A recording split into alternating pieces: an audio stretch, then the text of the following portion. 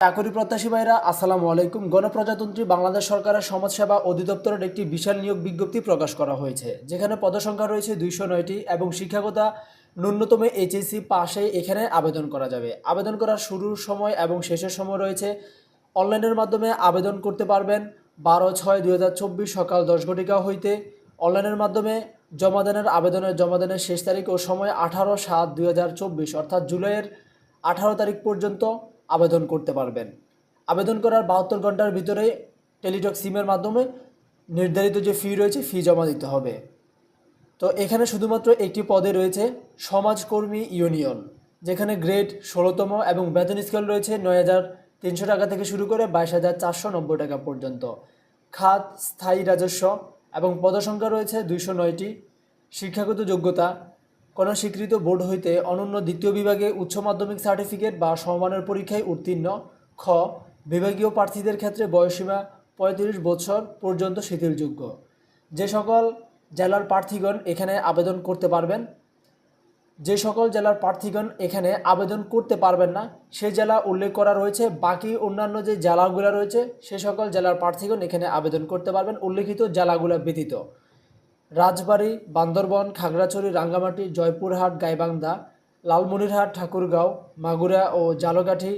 তবে এতিম ও শারীরিক প্রতিবন্ধী কোটার প্রার্থীদের ক্ষেত্রে যে কোনো জেলার প্রার্থী আবেদন করতে পারবেন। আবেদনের পদ্ধতি ও শর্তাবলী। নিয়োগের জন্য আবেদনকারী সাধারণত প্রার্থীদের বয়স 12/6/2024 তারিখে 18 থেকে 30 বছর এবং বীর মুক্তিযোদ্ধা ও বীর শহীদ মুক্তিযোদ্ধাদের পুত্র কন্যাগণের ক্ষেত্রে বয়স 18 থেকে 32 বছর। বীর মুক্তিযোদ্ধাদের পুত্র কন্যাগণের বয়স 18 থেকে 30 বছর। শারীরিক প্রতিবন্ধী প্রার্থীদের জন্য বয়স 18 থেকে 32 বছর। বয়সের ক্ষেত্রে অ্যাফিডেভিট গ্রহণযোগ্য নয়। 2. নিয়োগের ক্ষেত্রে সরকারের বিদ্যমান বিধিবিধান সকল প্রকার কোটা যথাযথভাবে অনুসরণ করা হবে। 3.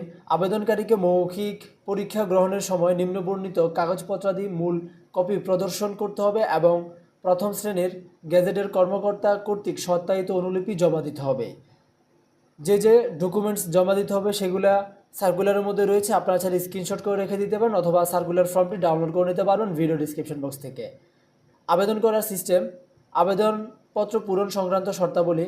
পরীক্ষায় অংশগ্রহণের ইচ্ছুক প্রার্থীগণ www.dss.teletalk.com.bd এই ওয়েবসাইটে আবেদনপত্র পূরণ করতে পারবেন।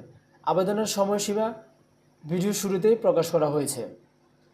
অনলাইন আবেদনপত্র প্রার্থী তার রঙিন ছবি দৈর্ঘ্য 30, প্রস্থ 30 পিক্সেল ও স্বাক্ষর দৈর্ঘ্য 30 ও প্রস্থ 80 পিক্সেল স্ক্যান করে নির্ধারিত স্থানে আপলোড করবেন। আবেদন করার সময় অবশ্য প্রার্থীর এক কপি রঙিন ছবি 300x300 পিক্সেলের থাকতে হবে এবং সিগনেচার থাকতে হবে 300x80 পিক্সেলের।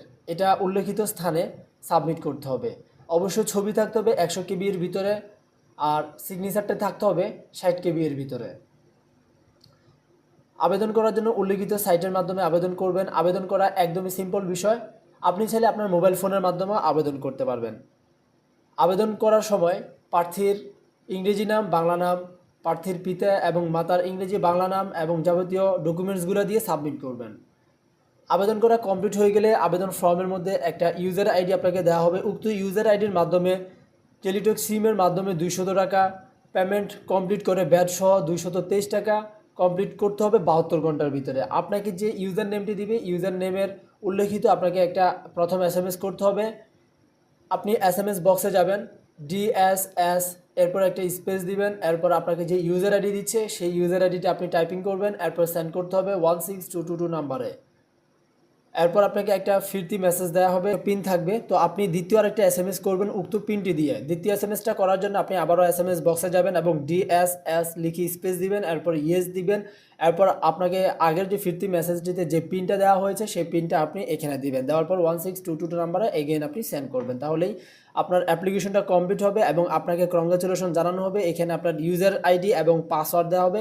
উক্ত ইউজার আইডি এবং পাসওয়ার্ড দিয়ে পরবর্তীতে যখন আপনি SMS পাবেন, SMS পাওয়ার পর অ্যাডমিট কার্ডটি আপনি ডাউনলোড করে নেবেন।